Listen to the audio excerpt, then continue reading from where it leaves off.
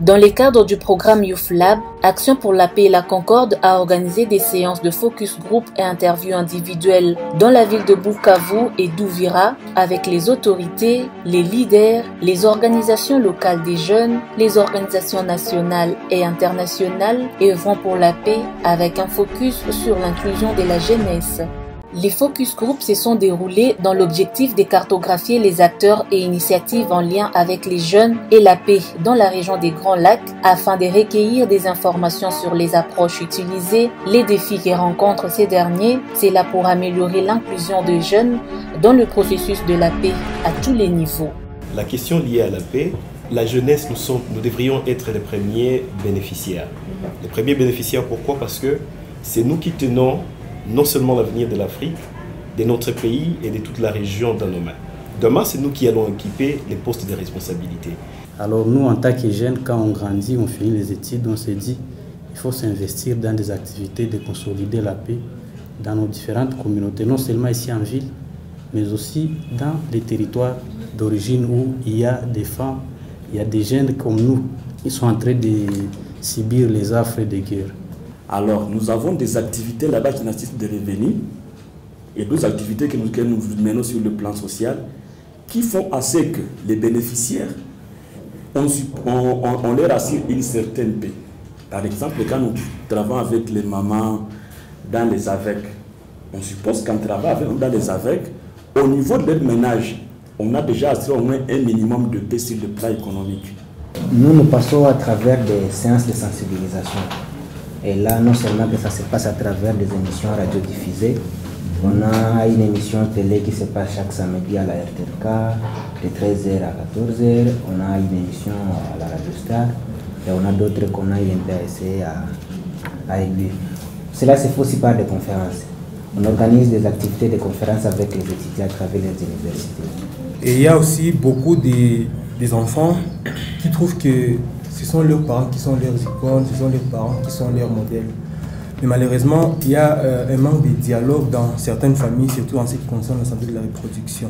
Alors nous, on s'est dit qu'on amènerait certaines familles, qu'on amènerait certains parents à dialoguer avec leurs enfants, surtout dans les cadres de la santé de la reproduction.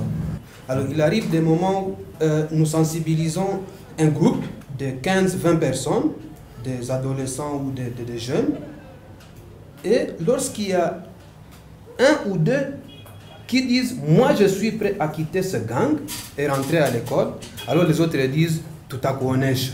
Après observation, j'ai toujours trouvé que le plus grand défi, c'est un défi d'ordre technique où il y a de faibles connaissances, la gouvernance organisationnelle, c'est vraiment faible. Les vieux ne nous encouragent pas parce qu'il est aussi très difficile de voir un jeune qui s'investit totalement dans son projet.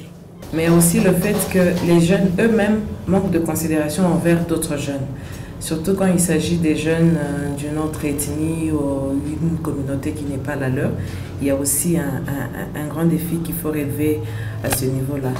Leur implication est trop faible. Raison pour laquelle nous sommes en train de nous lamenter, mais aussi les jeunes ne s'impliquent pas, ne participent pas. Et quand ils participent, à un pourcentage trop réduit. Et cette implication devrait partir de l'approche participative et beaucoup plus inclusive, qui prend les jeunes de toutes catégories et venant de partout.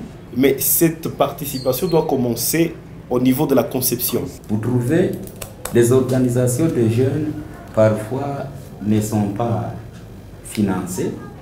Pour étendre ces activités au niveau des milieux ruraux, il y a un problème économique. On a du mal à bien travailler, étant sous-logé. Il y a aussi le manque de concentration et de sérieuxité dans ce que les jeunes font. À un moment donné, vous allez voir des organisations de jeunes qui naissent. Ils ont des objectifs bien définis, la vision et tout. Ils vont commencer dès le début. Vous allez le voir très dynamique. Ils seront au terrain, ils vont faire autant d'activités et vous allez vous dire que voilà, cette fois nous avons des jeunes qui sont prêts à changer de choses.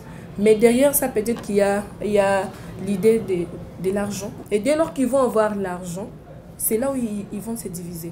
En tout cas, très peu d'initiatives dans les centres d'accompagner les jeunes sont entreprises au niveau de la province, s'il faut rester dans les contextes du Sud Kivu. On a un focus ailleurs et on a tendance d'oublier même les dynamiques des jeunes. Pourtant, ils constituent aussi une masse importante pour la consolidation de la paix. Il y a des organisations qui soutiennent aussi nos initiatives. Ne soyons pas aussi ingrats de ne pas aussi affirmer cela. Ça peut être peu, mais quand même ils nous soutiennent. Il y a d'autres en fait qui nous soutiennent sur le plan technique, notamment pour les formations ou les assises de réflexion comme celle-ci que nous sommes en train de faire avec l'APC aujourd'hui. Vous savez, les jeunes font plusieurs activités. Malheureusement, il n'y a pas de documentation. Il y a une manipulation qui a créé les conflits d'intérêts, non seulement auprès des participants dans nos activités, mais également auprès des autres personnes. Dans le cadre culturel, nous faisons face à un défi de piratage de nos œuvres. Les jeunes collaborent avec les services de sécurité, les autorités du gouvernement, la société civile, les leaders, les femmes et hommes influents, les organisations nationales ainsi qu'internationales en vue de la sécurisation et du bon fonctionnement de leurs activités. Par ailleurs, ils créent des espaces de dialogue intergénérationnel, l'une des stratégies qui influence les jeunes à participer en masse dans leurs différentes sorties. Ils ont par ailleurs donné les approches devant permettre à la jeunesse de participer au processus de consolidation de la paix tout en insistant sur leur participation inclusive. On ne parvient pas à donner les jeunes la première place pour qu'ils soient aussi acteurs dans cette consolidation. Souvent, les jeunes sont consommateurs au lieu d'être acteurs. Si on veut élaborer un projet pour les jeunes, on doit tenir compte de tout ce que les jeunes veulent pour la réussite de ces projets. Alors, j'opte pour l'approche participative et analytique des jeunes. Souvent, nos interventions, on a déjà des idées préétablies sans concerter les jeunes qui sont beaucoup plus concernés. Je parle ici en matière de conflits. Hier même, j'ai été consulté par des experts de la Banque mondiale sur la question de la paix, de la cohésion sociale. Ils nous ont montré comme quoi ils sont venus et demander comment évoluent les projets. Or, on n'a pas été à la conception, même on ne nous a pas consulté avant de lancer les projets avec les fonds sociaux.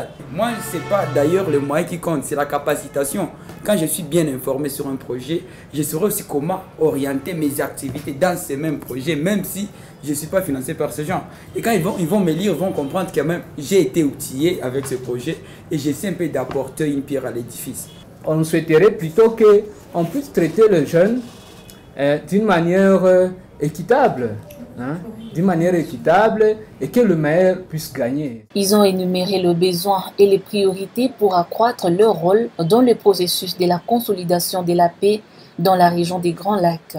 Parmi les priorités, on pouvait aussi penser au renforcement de leurs capacités. Il faut que nous soyons formés sur des sujets sensibles et aussi nous devons savoir aussi les limites parce que dans la sensibilisation, on ne doit pas tout aborder. Il suffit de tout aborder et voilà, faire naître des conflits derrière d'autres conflits qu'on voudrait résoudre. Une fois qu'un jeune est impliqué dans la gestion de la chose publique, il saura que j'ai des responsabilités que je dois assumer et facilement il peut s'impliquer dans la recherche de la paix. La capacitation, c'est déjà un bagage, mais l'endroit où le jeune ou la jeunesse doit extérioriser, mettre en pratique ce qu'il apprend aussi, c'est très important. Donc c'est dans ce cadre-là qu'il faudrait avoir des organes d'encadrement de la jeunesse.